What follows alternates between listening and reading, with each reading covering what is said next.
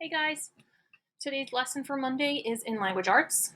Okay, so if you're hearing this, you already went into the homeroom.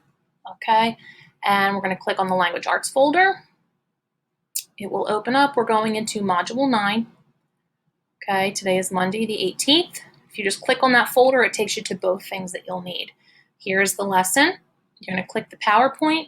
Be sure that you have a copybook or pencil, or an open document, which I told you before. You can click the new tab, go into Google Docs and type up your answers. You're gonna click on this PowerPoint, it will load. Mine is here. And as usual, we go into slideshow mode. Okay, let's go to the beginning. Alrighty, everything in red, you know the drill. We've been working on contractions.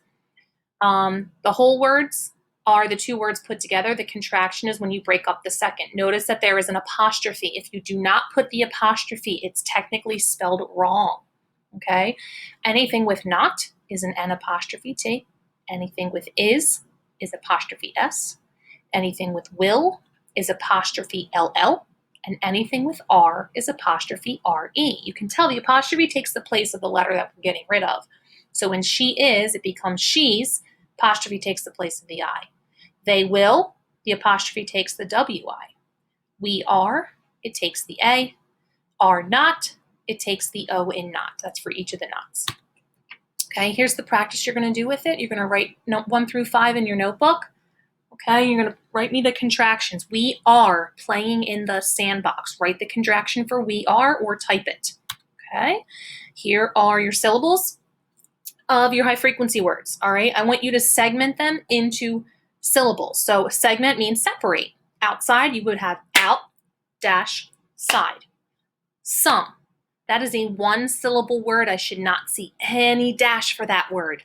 Some, dash, 1. Sometimes, without. Everyone, ooh, big one.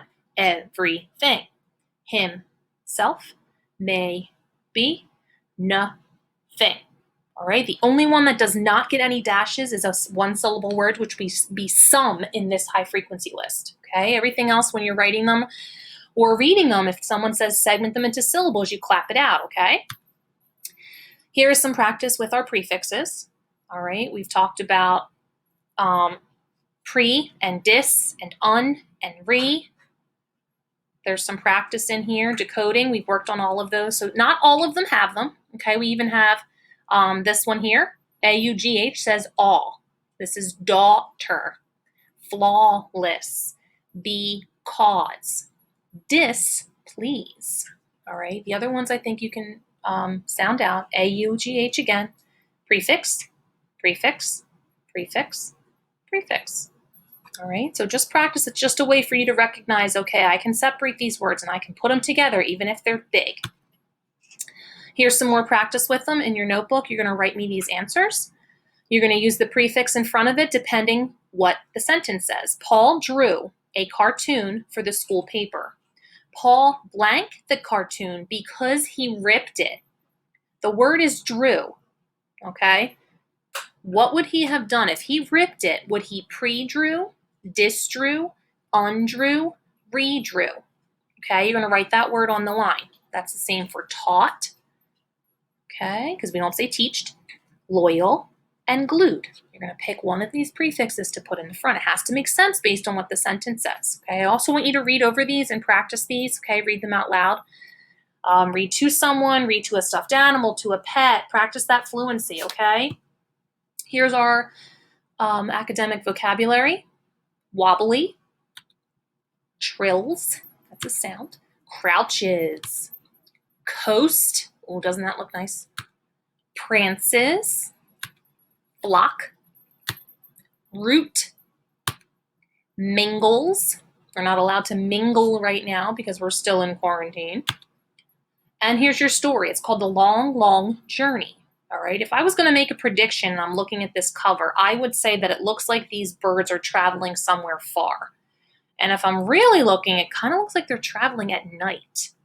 All right, you're going to click on the story link. There's going to be questions at the end of the video. I want you to answer them and submit them to me.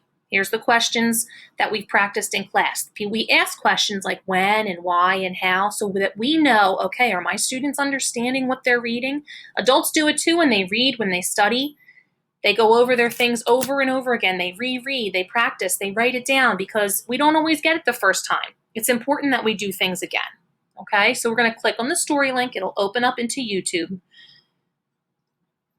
All right, you'll listen to the story. I'm going to drag this through to the end so that you can see the questions here. Join the Godwit flock and make the long video. Go back to the beginning of the book. All right, so you're going to pause this like this. You can open it up if you need to see closer. All right, Godwit chicks stay with their parents when they are young. How does this help them survive? Godwit chicks staying with their parents when they're young helps them survive because blank. Using what you learned from the text, explain what it would be like to be a Godwit chick. To be a Godwit chick, it would be, now you could say fun, you could say interesting, you could say scary. It all depends on what the story says. There's nothing in there that's scary. That's probably not the best one to use. So make sure you use that story. You can click back through here. All right, you can pause it and go back through, find that page where they talked about it. All right, and then let's see here. Just those two questions. All right, so you can pause it right here, escape to make it bigger, go in and type your answers or write them in a notebook. Okay, and if we go back into this, you're at the end of it. Okay, so after your PowerPoint, you go back to the discussion question. Okay, this has to do with one of the worksheets that you completed today in your notebook. Tell me the answers. Be sure to type the whole word with the prefix and the base word. Okay, so whatever you wrote on this line for number 1, because he ripped it, what would he do with his cartoon drawing? Choose the correct prefix based on what was happening. Please respond if I mark yours incorrect. If you can just go back and check it. I'll give you a clue, or I'll say, great job, please check this one, or way to go, you got them all correct. I just want you to make sure, because we do learn from our mistakes, and it's okay if you make a mistake. That's why I'm here to help you. All right? You answer the morning meeting question as well. Send me your work. Okay, you do have the whole week to do it. I do go back. If you look here, I go back and do attendance. Okay, I mark people here, mark people absent. If I can always change it. So if you log back in, let's say you log in Friday and you forgot to do Tuesday's work. If I see that you did work for Tuesday, I will go back and mark you as here. Okay, but if you're not logging in or you're not answering questions or I'm not seeing your work, I can't mark you here because that's not, I don't know that you're actually doing anything. Okay, you still have school. I know it's hard to do this right now, but we're still in it. We got 2 more weeks, guys. 2 more, okay? We can do this. Let's get as much done as we can for 2nd grade so that you're really ready for 3rd. Right? I miss you guys like crazy. If you need anything, email me. Okay? Anytime. It comes right to my phone, right to my computer. I can always answer to you, okay? Just make sure you go back and check, especially if it's something you need right away. All right? Hope you have a great day, and I will talk to you soon.